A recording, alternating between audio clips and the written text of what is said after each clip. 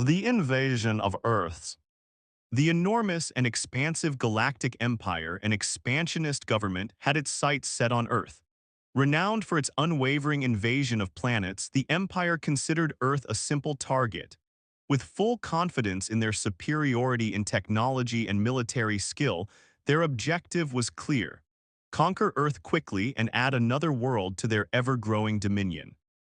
The High Command of the Empire believed Earth, a little-known planet on the outskirts of familiar space, would collapse without resistance.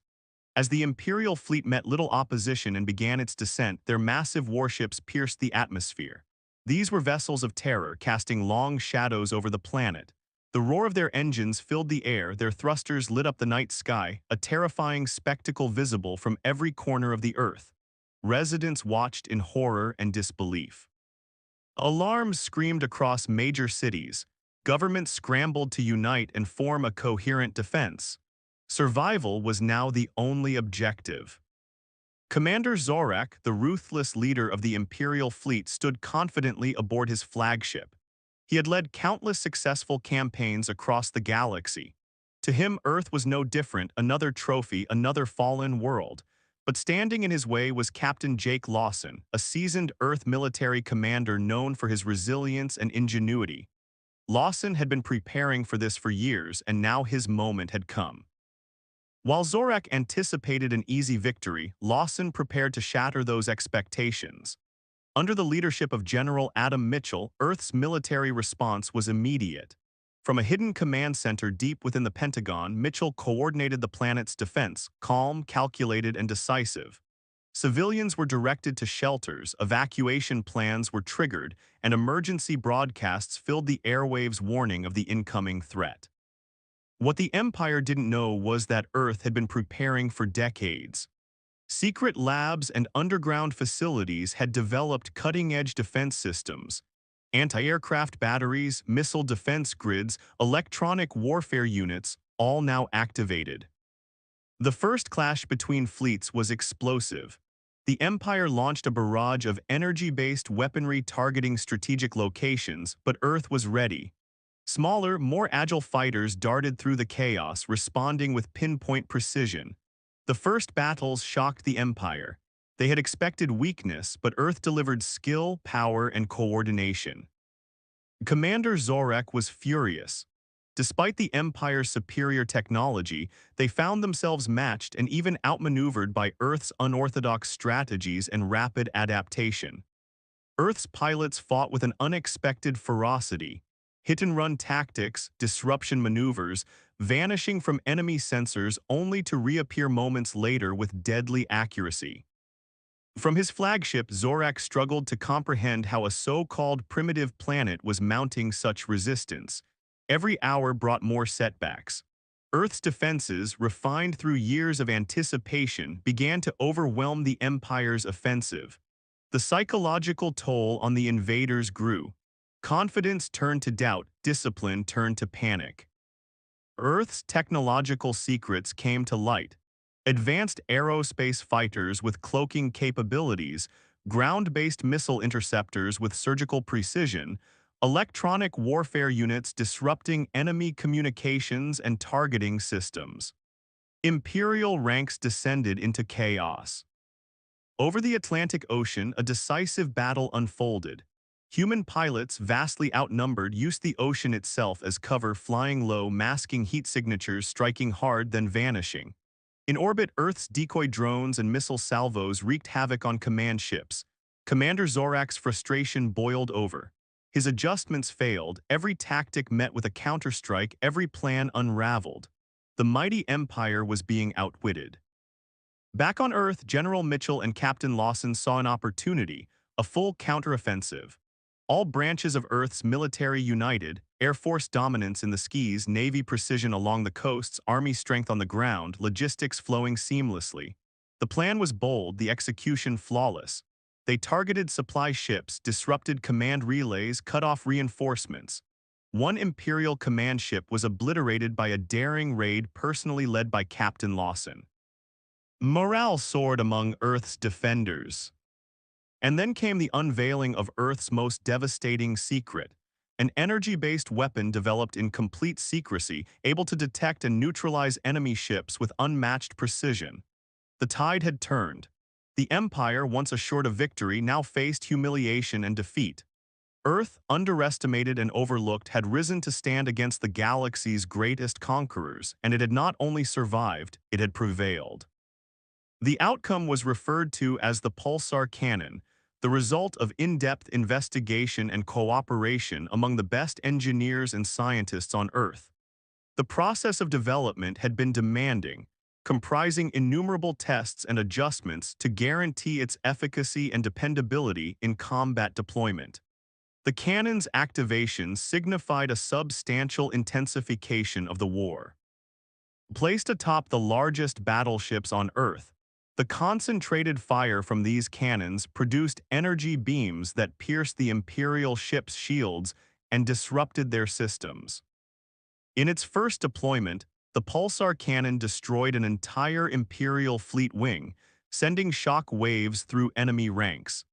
The effect was instantaneous and profound, transforming what had been an arduous defensive struggle into a vigorous counterattack.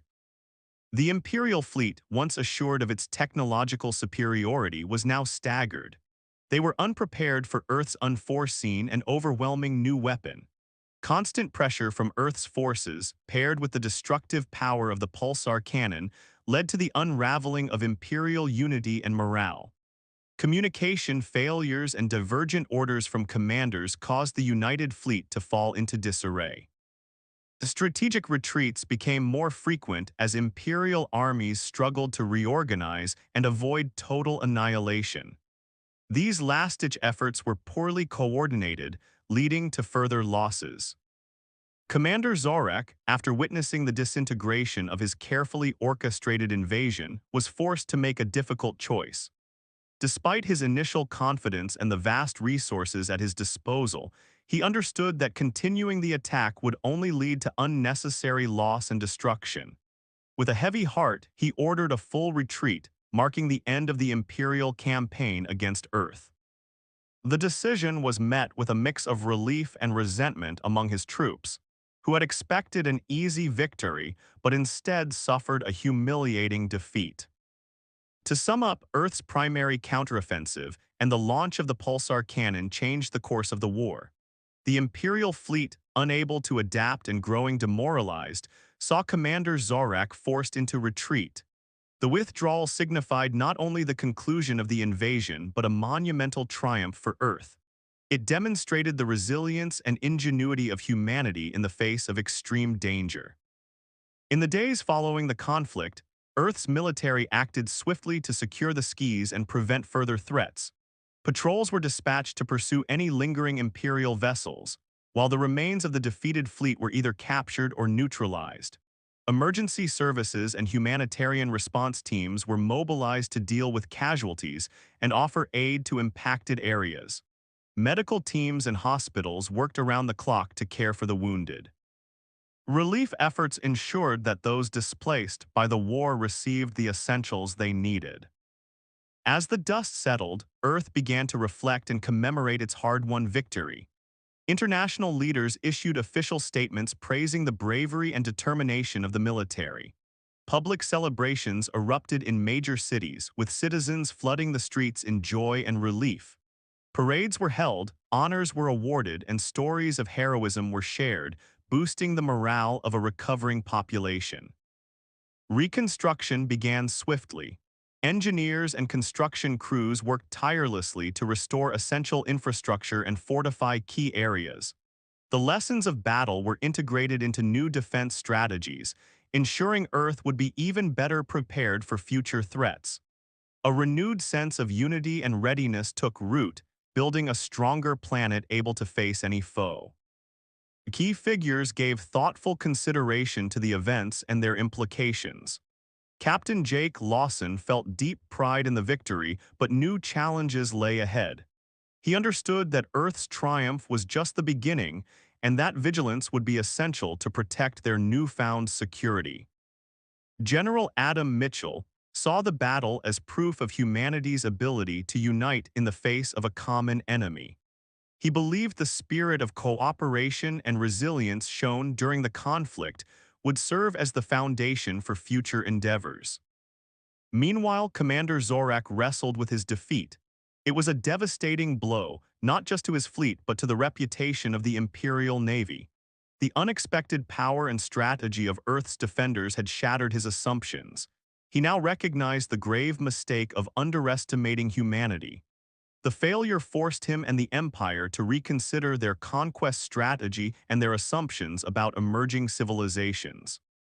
Earth's victory carried deep galactic ramifications. News of the loss rippled across the stars, sending shock waves through potential aggressors and transforming Earth's image from a mere target to a formidable adversary. Civilizations that once watched indifferently now reevaluated any aggressive intentions. Even the Galactic Empire, reeling from its failure, was forced to revise its expansion plans. Future conquests would not be so easily won. Earth's successful defense opened the door to new partnerships and diplomatic dialogue. Worlds that had previously stood alone began to understand the value of cooperation. Diplomatic channels became alive with activity. Earth engaged with other planets, building relationships based on mutual respect and shared interests. This triumph not only secured Earth's immediate safety, but elevated its standing in the galactic community.